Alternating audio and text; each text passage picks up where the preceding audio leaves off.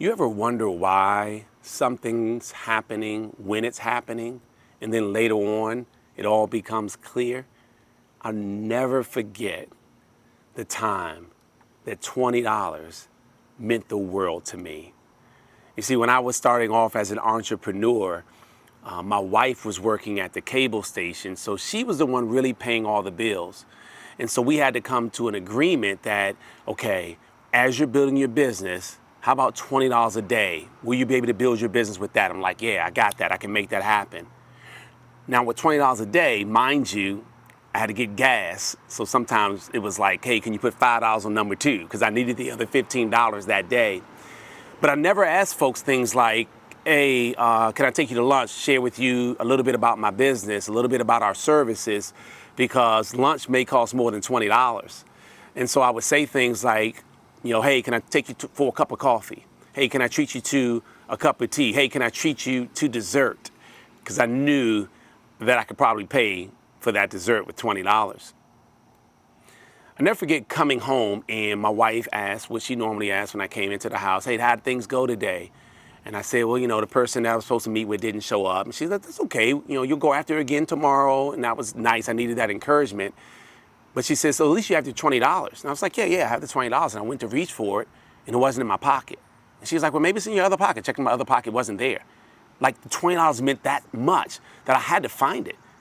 And so she was like, well, maybe it's in the car. So I left out the house to go check in the car and couldn't find it. Looked in the console, every crevice you can think of, looked in the floorboard. It's like, it's got to be somewhere. So I go back in the house. She's like, did you find it? I was like, no. And I was like, I'm going to get a flashlight. She was like, okay. Like, we needed to find it. And so it's dark at this time. And I never forget, I got a flashlight and I traced from my car in the driveway to the house, to the steps. And because I cut across the grass, right? So I always cut across the grass. And I remember on my hands and knees, like it was yesterday, with a flashlight looking for the $20. And I didn't understand why I had to be in that position in my life as a grown man. And quite frankly, it was a tough time. But it was a turning point. When I couldn't find it, and we didn't find it, I thought to myself, no way am I going to live like this anymore. Something's got to change. And it motivated me in a way that it's hard for me to explain or find the words to articulate. But it did something inside of me that day.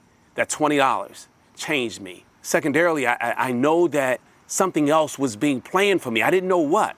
I had no idea that we'd earn the type of income that we earn today, and we'd be giving away $20,000 to missions and ministries and nonprofits that we support. Like, I had no idea that I would need to be humbled so that as I was raised up with the success that we've been blessed to have, that I wouldn't look down on people who didn't have $20. You know how many times I run into grown men who say, look, I just don't have it.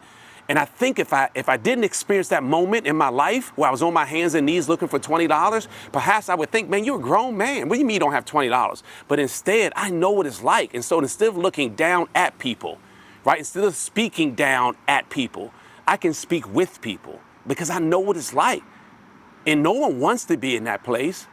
And so I'm able to, one, encourage people that where you are does not determine where you can be, where you will be.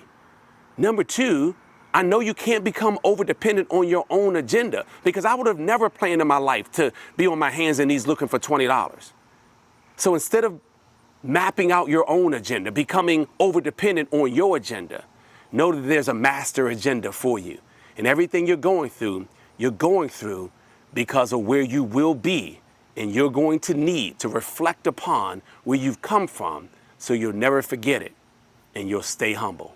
Stay strong, hustle hard, and remember, where you've come from is important because of where you're going.